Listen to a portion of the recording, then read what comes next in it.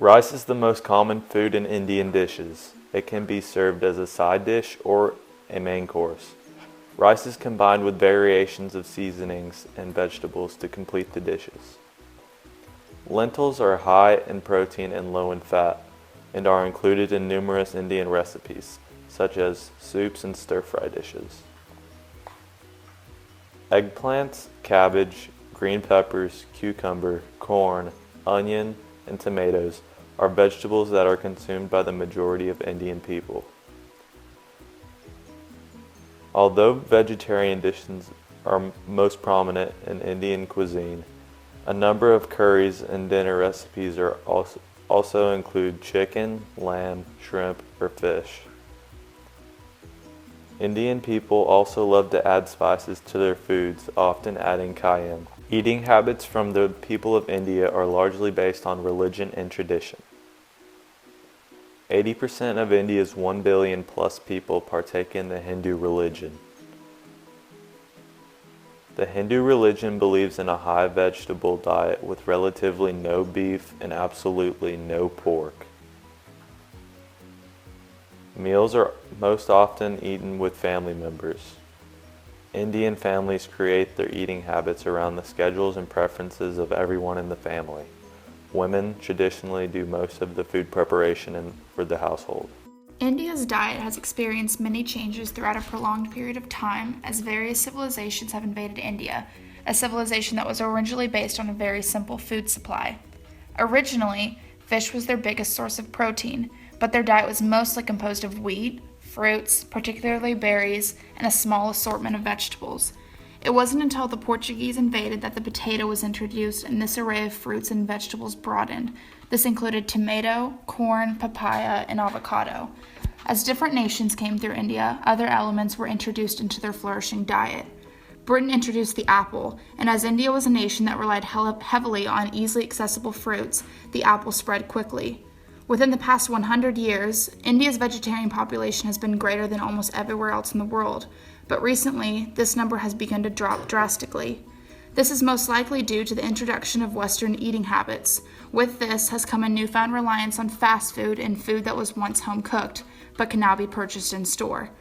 It is cheaper and extremely accessible, which proves to be an appealing factor to lower and middle-class families. As India begins adopting Western eating customs, health problems similar to the ones we experience in the United States are erupting throughout the whole country. Most notably of these health problems is obesity, and fast food is to blame. As the amount of fast food being consumed increases, so does the population of those considered to be overweight. Interestingly, India is home to the world's largest diabetic population, with over 50 million people with this disease. With close to 3 million people dying from obesity or from being overweight, this is a looming and serious issue in India. However, these issues are more commonly seen in urban areas, and there are larger problems that are becoming more and more prominent throughout rural India, particularly the lack of clean water and food. This is largely the fault of India's waste management system, which has caused many water and foodborne illnesses to arise, especially malaria, hepatitis, typhoid, and HIV/AIDS. Pollution is also to blame, as India is currently dealing with polluted air, water, and soil, which affects the crops being grown there. Regardless of India's efforts, there are undoubtedly many recent health problems that require tremendous effort to fix.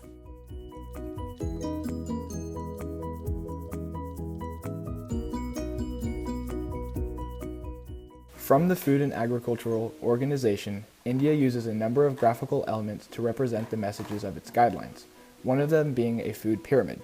The pyramid is divided into 4 levels of foods according to recommended consumption. Cereals and beans at the base should be eaten in sufficient quantity. Vegetables and fruits on the second level should be eaten liberally. Animal source foods and oils on the third level are to be eaten moderately. And at the top end of the food pyramid, highly processed foods high in sugar and fat to be eaten sparingly. Accompanying the food pyramid, there is a recommendation to do regular physical activity and warnings against smoking and drinking alcohol.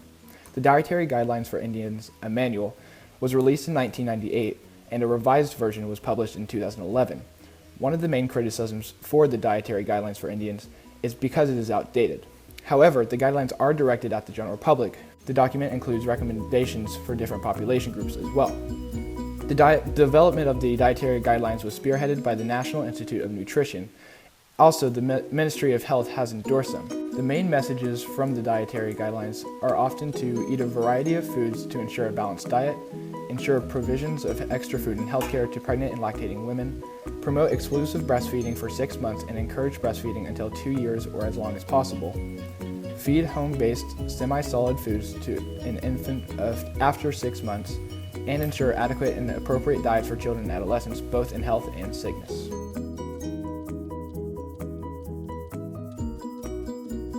Based on the World Health Organization, eating at least 400 grams or 5 portions of fruits and vegetables per day reduces the risk of NCDs and helps to ensure an adequate daily intake of dietary fiber, compared to India's diet, which only requires 100 grams per day no matter gender or work level. In terms of fats, from the World Health Organization, reducing the amount of total fat intake is less than 30% of total energy intake helps prevent unhealthy weight gain in an adult population. India's diet follows these same guidelines. In terms of salt, the World Health Organization requires less than 5 grams of salt, equivalent to approximately 1 teaspoon per day, and the use of iodized salt. Most people, however, consume too much sodium through salt, corresponding to an average of 9 to 12 grams of salt per day, compared to the Indians' less than 3 grams per day. In terms of sugars, the World Health Organization intake of sugars should be reduced throughout the life course.